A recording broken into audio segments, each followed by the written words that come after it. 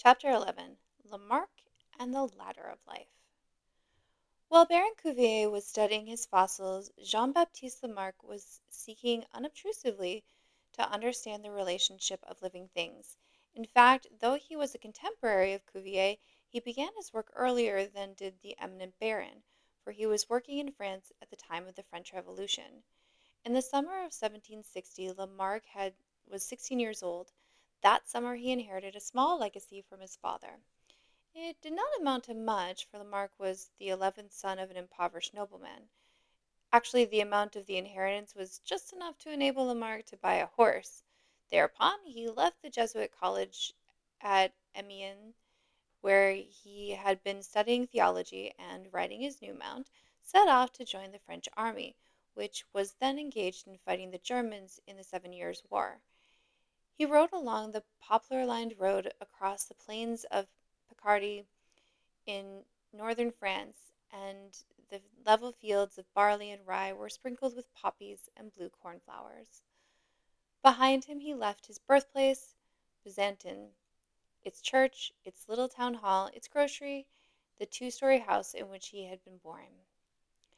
So he traveled down through France toward the south to the place where his regiment was encamped. The day after he reached it, a major battle was fought.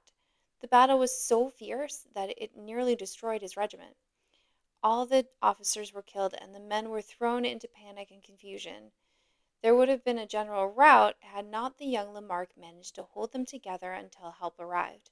The French commanders were so impressed with what he had done that they gave him a commission as lieutenant. It looked then as if a career in the army awaited him. But once again his plans changed. One day in the barracks, a comrade in play lifted him by his head.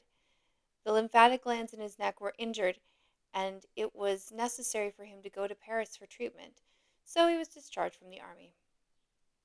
In Paris he began to study medicine.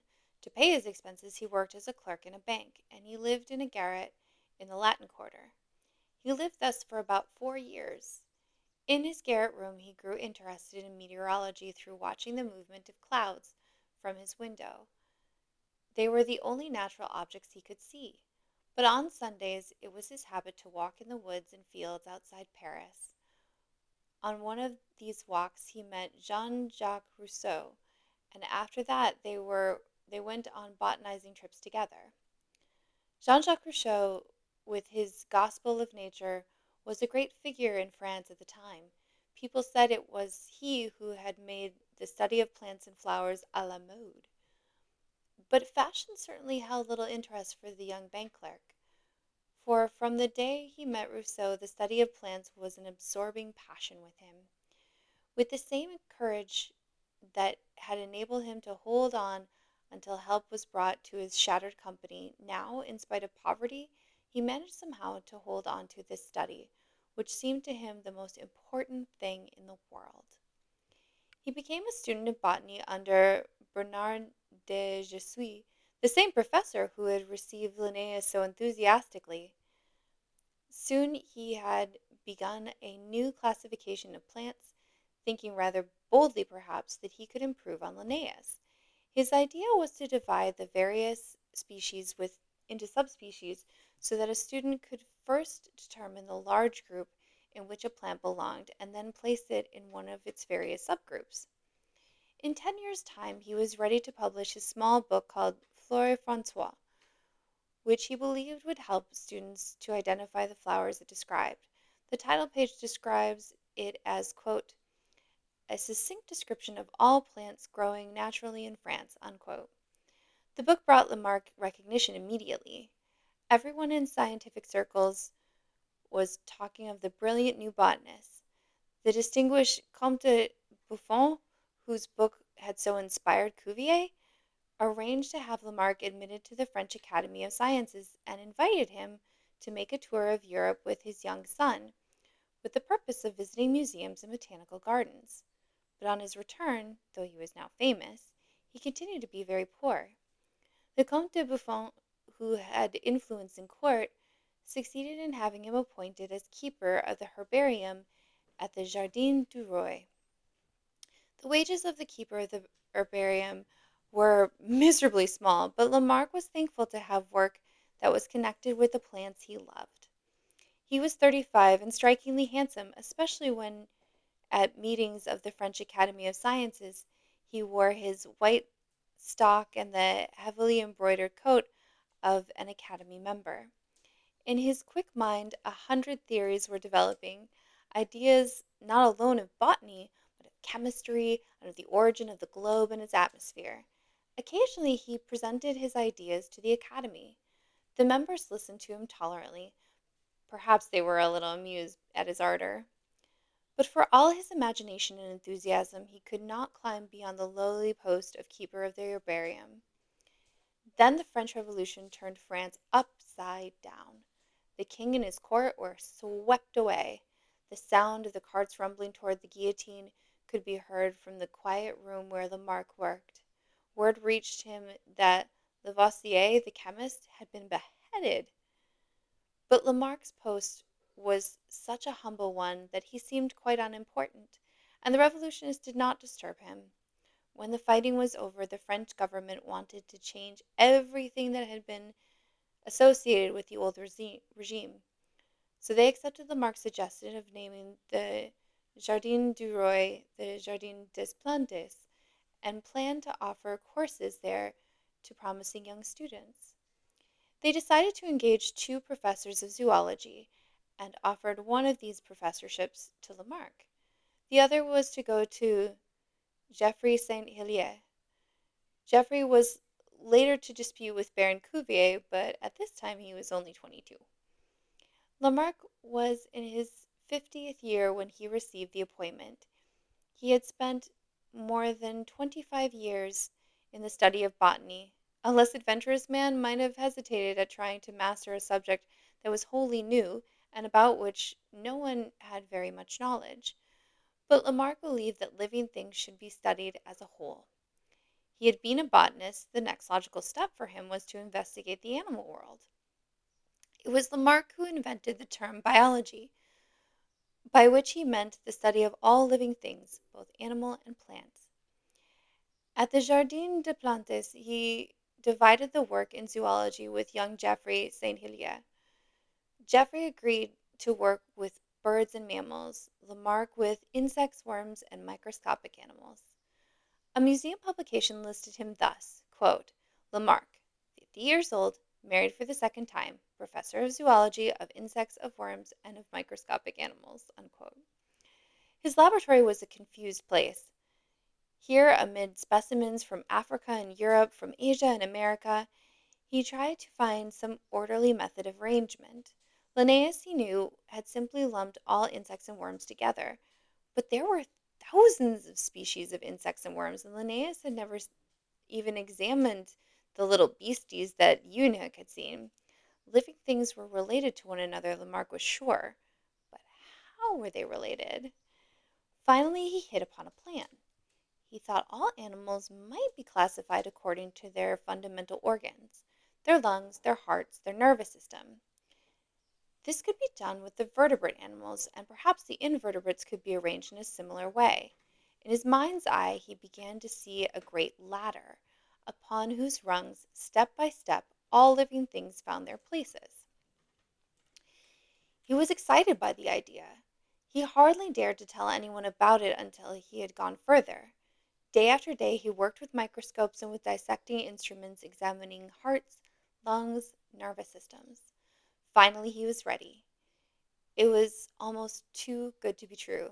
The ladder of life was there. Step by step he could see the progression of from one species to another. This was a great discovery, he thought. He must present it to the members of the Institute of France, but not before it was ready. He would publish his findings, but undoubtedly the work would require many volumes. He did not know he, how he would get the money to pay for its publication, but he would find it somehow. The thing to do was to begin. He decided after deliberation to start at the top of his ladder with the mammals. They were more familiar to most people than the simple little creatures at the other end of the scale. At the top, then, he placed men, apes, horses, dogs, and other mammals. They were the most intelligent of all creatures. They had backbones, heads that could be moved around, eyes with eyelids, hearts with two chambers, and warm blood. Birds, which he placed on the next step, also had hearts with two chambers and warm blood. They were also they also were intelligent, but they did not have the organs of reproduction of mammals. They laid eggs. Below the birds he placed the reptiles. Their hearts had only a single chamber, and their lungs were simpler. They had spinal columns and nervous systems, but their blood was cold. Then came the fish. They had gills, but rarely lungs. They had no true voices, no eyelids, but they had backbones, separate heads, and nervous systems. Below the fish, backbones were gone. Now Lamarck said, come came the quote, animaux, animaux sans vertebrae, unquote. These creatures did not breathe with lungs, had no voices, had no real blood. Among the invertebrates, as he called the animals without backbones, there were the same stepping down. First were mollusks, such as oysters and clams. Oysters breathed by means of gills like fish and had nerves. Then came the annelids, as Lamarck called a certain class of marine worms. They breathed through gills that were sometimes hidden under their skin. Lamarck went on examining and arranging one class after another, from the crustaceans to the spiders, and to the insects, and then to the worms, which had no organs of sight or hearing and no tongues, and after that to the radiates, such as the starfish, and finally to the polyps, at the bottom of the scale, the simplest of all creatures. The polyps, he noted, had no special organs of feeling, no breathing, no circulation, no reproductive organs. They had nothing but a single alimentary canal, and could absorb nourishment through any part of their bodies. They were almost formless, like globules of gelatin. Yet they were the beginning, Lamarck was sure, the beginning from which all the rest developed. As Lamarck worked on, he became more and more sure that one form of life had developed from another. Quote, "Citizens," he wrote, "go from the simplest to the most complex, and you will have the truth thread that connects all the productions of nature. You will have the accurate idea of progression. You'll be convinced that the simplest of living things gives rise to all the others." Unquote.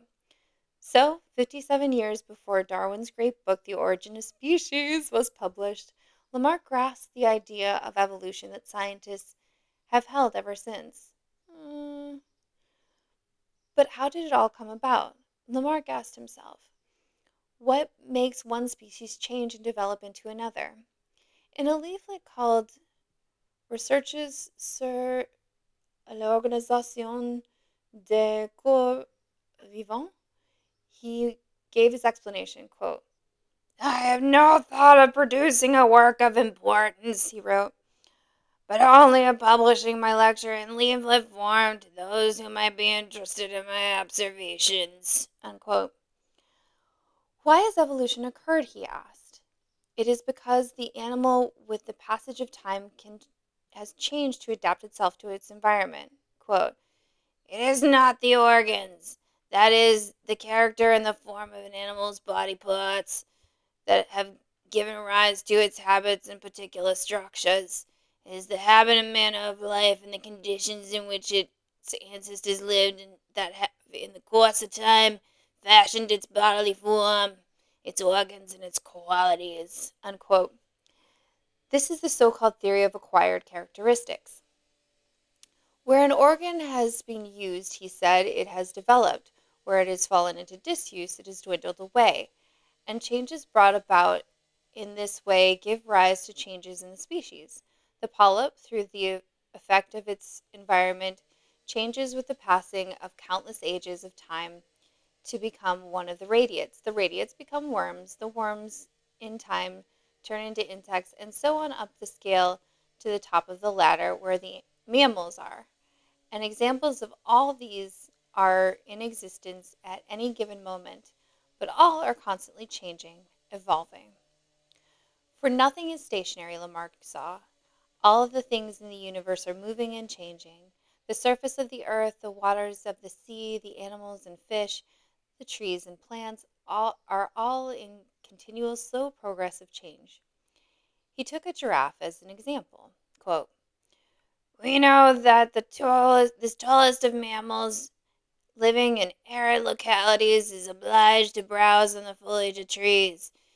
It has resulted from this habit maintained over a long period of time that in all the individuals of the race the forelegs have become longer than the hinder ones, and that the neck is so elongated that it raises the head almost 6 meters, 20 feet, in height." Unquote. So Lamarck saw that through long stretches of time, as the earth was continually changing, animals and men changed too. And he gave that explanation he could for the reason of this. His theory of the inheritance of acquired characteristics is discussed in some places still. In his own time, no one paid much attention to his theories. Cuvier, disdainful, dismissed his notions as, quote, "a nupus of madness," unquote. Geoffroy St. Hilaire was the only one who believed in him. The neglect of his fellow scientists did not matter to Lamarck. He had never expected much acclaim. For 35 years he worked at the great book on vertebrates and invertebrates that he had begun when he was 50. He was very poor. He had lost 4 wives by death. 4? In the last years of his life he was completely blind, but he kept on with his work by dictating to his daughter Corneille, who acted as nurse, housekeeper, and secretary for him. People hardly noticed when he died. Corneille was free to put down her pencil and go out for a walk in the sun, and there was a meeting at the Academy with rather perfunctory eulogies. Geoffroy St. Hilaire grieved for the old man, for he had loved him and believed in him. But Lamarck had finished his work. The 6th volume of the book on zoology was done. And Charles Darwin, half a century later, spoke again, as many others were doing, of evolution. But he had a different idea of how species change.